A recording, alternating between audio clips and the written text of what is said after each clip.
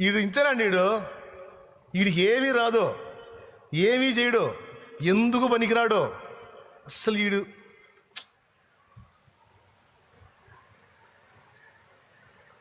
ఒట్టి పనికి మాలిందే, అస్సలు ఏం తెలియదు, దరిద్రం మొహం.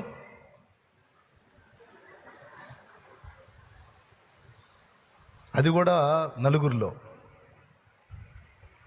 ఇక వాళ్ళకి ఎంత గాయం అంటే కృంగుదల వస్తుంది, పిచ్చ కోపం కూడా వస్తుంది. సో ఈ ప్రాబ్లం ఎదురయ్యే ఛాన్స్ ఉంది. ఈ కోపాన్ని బట్టి వాడు హద్దులు దాటే అవకాశం ఉంది కనుక ఓ తల్లి, ఓ తండ్రి జాగ్రత్త అన్నాడు. ఇప్పుడు మనం కూడా పిల్లలంగా పెరిగి వచ్చాం కదా అయ్యా. అసలు నేను పిల్లవాడిని కాకుండా డైరెక్ట్గా ఆదాంలాగా పెద్దవాడిగా పుట్టాను అన్నాడు. ఉన్నారా? ఎవరు లేరుగా, అందరూ పిల్లల్లాగానే పెరిగి. మీ తల్లిదండ్రులు మిమ్మల్ని అలా మాట్లాడినప్పుడు మీ మనసుకి ఎలా అనిపించింది? మీ లైఫ్లో ఎప్పుడో మీకు తగిలి ఉంటాయి ఇలాంటి మాటలు. బయట వాళ్ళు అంటే అది వేరే సంగతి. తల్లిదండ్రి నిన్ను తేలిగ్గా మాట్లాడితే నీ మనసు ఎలా ఉంటుంది? ఏమో ఎట్టుంటుంది? బాగుంటుందా? మరి చెప్పరే, ఎట్టుంటుంది? మనసు కృంగిద్దా లేదా? కోపం వచ్చిద్దా లేదా? మరి నీ పిల్లల విషయంలో అది ఎందుకు వర్తించదు అనుకుంటున్నావు? నీ పిల్లలు కూడా అంతే ఫీల్ అవుతారు కదా. నీకు ఒక మైండ్ నీ పిల్లలకు ఒక మైండ్ ఉంటుందా?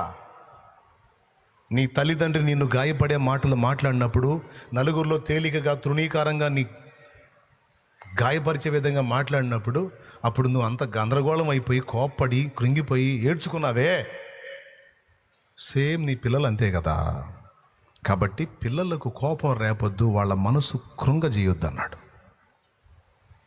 అంటే ఎలా మాట్లాడాలి పిల్లలతో అంటే, వాడు ఆల్రెడీ కృంగి ఉంటే వాడి వెన్ను తట్టి, లేదు బిడ్డా లేదురా, నీకు కృప చూపుతాడరా దేవుడు. అమ్మా, అయ్యా, లేదు నువ్వు గొప్పవాడి అవుతావు, గొప్పదాని అవుతావు, నా దేవుడిని బట్టి చెబుతున్నాను నేను.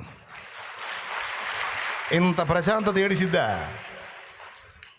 ఇంత ప్రశాంతత దేవుణ్ణి బట్టి అంత చక్కగా మాట్లాడటం అనేది ఏడిసిద్దా?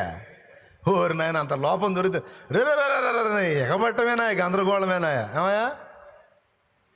ఏమయ్యా పెద్ద నువ్వు కాగా కన్నావు సంతానం అని, ప్రపంచానికి ఎవరికి లేదు, నీకే ఉందంటే బిల్డప్. అర్థం అవ్వాలని చెబుతున్నా. పిల్లలతో ఎలా ప్రవర్తించాలి?